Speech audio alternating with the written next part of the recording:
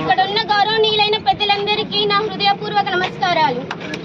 Sir, ఇక్కడ గత 20 సంవత్సరాల నుంచి ఇక్కడ చాలా మంది వ్యక్తులు లారీ అసోసియేషన్ మీదే తన ఉపాధిని కొనసాగిస్తున్నారు.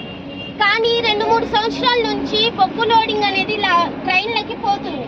దానివల్ల లారీల వాళ్ళకి బొగ్గు అనేది లోడింగ్ ఇవ్వడం సరిగ్గా ఇవ్వట్లేదు. దీనివల్ల లారీ ఓనర్స్ అందరూ చాలా అప్పుల పాలయ్యారు. చాలా వరకు వాళ్ళకున్న పొలాలు, ఇల్లులు అన్ని తాకట్టు పెట్టి వాళ్ళ లారీల యొక్క అప్పుల్ని తీర్చుకుంటూ ఉన్నారు. వాళ్ళ యొక్క ఫైనాన్సులు కట్టుకోవడానికి, ట్యాక్సులు కట్టుకోవడానికి, మరి ఇతర ఇంటి ఖర్చులన్నీ, వాళ్ళ పిల్లల చదువులకి, వాళ్ళ ఇంట్లో ఉన్న ఖర్చులన్నిటికీ వాళ్ళు ఎక్కడి నుంచి అప్పులు తెచ్చి కడుతున్నారు. కానీ ఇదే విధంగా కొనసాగితే వాళ్ళు ఎంతవరకని కట్టగలుగుతారు? ఎంతవరకని వాళ్ళ జీవనోపాధిని కొనసాగించగలుగుతారు? చాలా వరకు ఇక్కడ చాలా మంది తల్లిదండ్రులు ఉన్నారు. వాళ్ళందరూ వాళ్ళ పిల్లల్ని ఏ రకంగా పోషించగలుగుతారు? కావున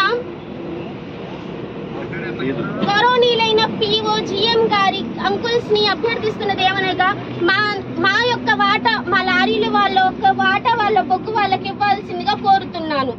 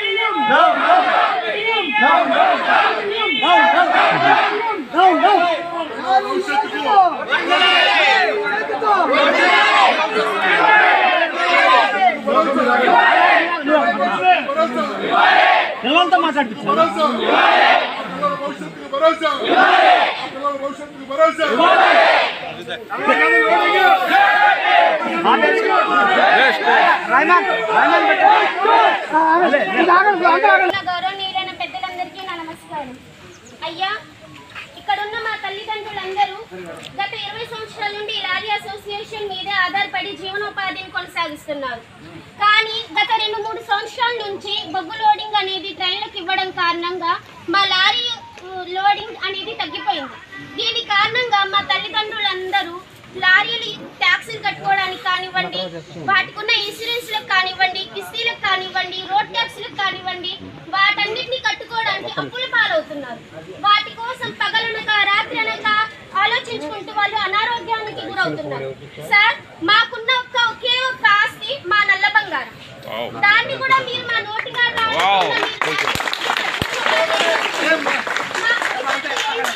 మా భవిష్యత్తుకు ఆధారం ఏంటి సార్? ఇక్కడ ఉన్న చిన్న పిల్లలందరికీ ఏం సార్ అవసరం ఇక్కడ రావడానికి? మా తల్లిదండ్రులతో పాటు ఇక్కడికి వచ్చి మేము కూడా ఇక్కడ ఈ ర్యాలీలో పాల్గొంటున్నాం అంటే ఎందుకని సార్? మా భవిష్యత్తు ఏంటి? మా చదువు ఏంటి? మా పెళ్లిళ్ళు ఏంటి సార్? వాటి గురించి మా తల్లిదండ్రులు ఆలోచించుకొని వాళ్ళు అనారోగ్య పరిస్థితికి గురవుతున్నారు. మా తండ్రులు పొద్దున్న ఎప్పుడో వెళ్తున్నారు, రాత్రికి ఎప్పుడో వస్తున్నారు. వాళ్ళ పరిస్థితి ఏంటి సార్? మా పరిస్థితి ఏంటి సార్? మేము మీకు ఎక్కువ అడగట్లేదు. మాకు రావాల్సిన 40% నల్ల బొగ్గు అనేది నాణ్యమైన బొగ్గు మాకు ఇవ్వాలని కోరుకుంటున్నాం. మాకున్న ఒకే ఒక్క ఆస్తి మా నల్ల బంగారం, అదే మాకు కావాలి సార్. దాన్నే మాకు రావాల్సిన వాటా మాకు నాణ్యంగా ఇవ్వాలని మేము కోరుకుంటున్నాం. సార్, మా తల్లిదండ్రులు ఇప్పుడు ఫీజులు కట్టే పరిస్థితుల్లో లేరు. మా తల్లిదండ్రులు ఇప్పుడు ఒక ముద్ద అన్నం కడుపు నిండా మాకు పెట్టే పరిస్థితుల్లో వాళ్ళు లేరు. సార్, మా స్కూల్ ఫీజులు ఏంటి? ఈ పిల్లల యొక్క భవిష్యత్తు ఏంటి? మా అన్నలు, మా తమ్ముళ్ళు, మా చెల్లెళ్ళు, వీళ్ళ భవిష్యత్తు ఏంటి సార్? మీరందరూ మాకు రావాల్సిన వాటా, మా బొగ్గు మాకు ఇవ్వాల్సిందిగా కోరుతున్నాము. మాకు రావాల్సిన 40% బొగ్గు మాకు ఇవ్వాల్సిందిగా కోరుతున్నాము. మీరెవ్వరు కూడా ఆందోళన చెందాల్సిన అవసరం లేదు. ఎందుకు అంటే మీ బొగ్గు వేరే వాళ్ళకి ఇవ్వాల్సిన ఉద్దేశము సింగరేణికి అసలు లేదు. ఎందుకంటే మీరు ఎవరిని నమ్మినా నమ్మకపోయినా నన్ను మాత్రం నమ్మచ్చు. ఎందుకంటే నేను వచ్చినాక ఈ సత్తుపల్లి చరిత్రలో లేనంతగా మన పిహెచ్డికి బొగ్గియడం జరిగింది. రోజుకి 9,000 దాకా బొగ్గించడం జరిగింది, 10,000 దాకా బొగ్గియడం జరిగింది. మాకు సింగరేణికి పిహెచ్డి ఉండడం అన్నది మాలో అసలు లేనే లేదు.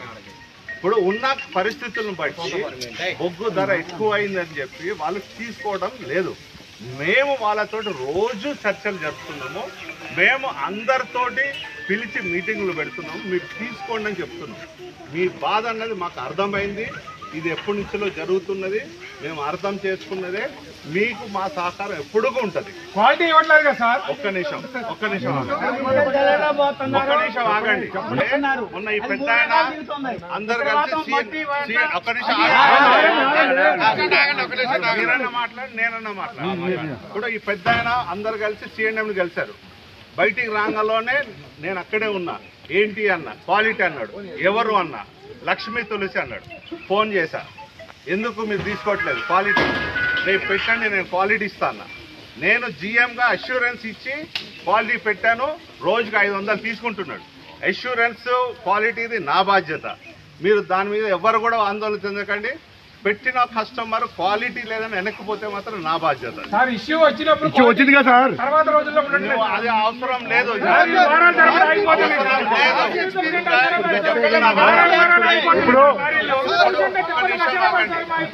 బాడీ వాళ్ళు వెళ్ళి బయట ఆగిపోతున్నారు సార్, పర్మిట్ ఆగిపోతున్నారు.